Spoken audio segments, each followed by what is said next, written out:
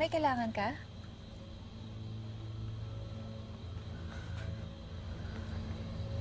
Akala ko naman kung sino kakilala ko.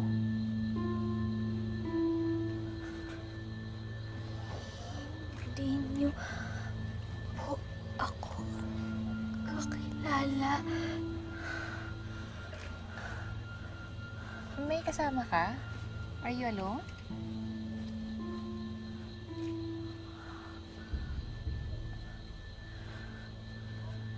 So, what are you doing here?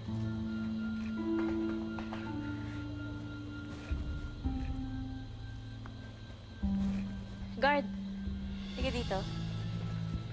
Pakilabas ng babaeng to, ha? Yes, ma'am.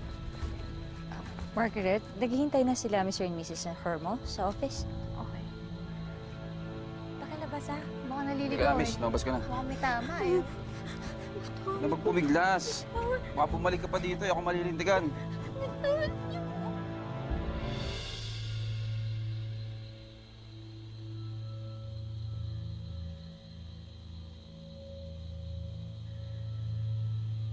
Angela?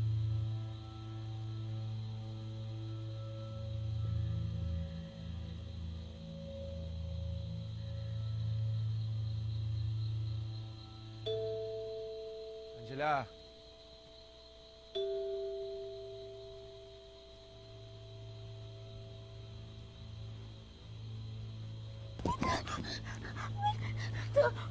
Angela? Angela! Bitaw mo siya! Angela! Kasama ba yan? Mukhang wala sa katinoan niyang kasama. Sinayaan yung labas-labas kung saan pumupunta. Pantayan mo nga mabuti yan. Tama na, Angela. Sige na. Tama na, tama na.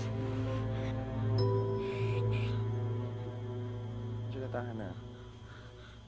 Sige na, uwi na tayo. Lalayo na kita dito, ha? Asan na kaya si Angela? Nahanap na kaya siya ni Calvin? Tita, kanina po nag-ring pa yung phone niya eh, pero ngayon hindi ko na siya matawagan.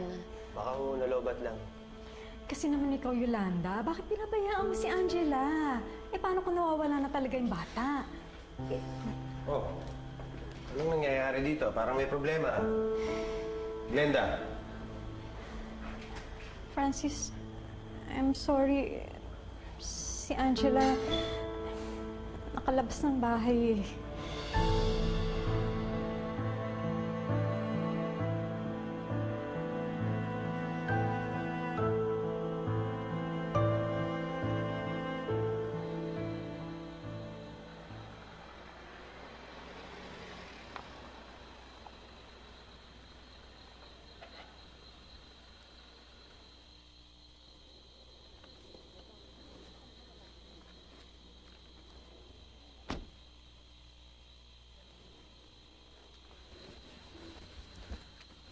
Calvin?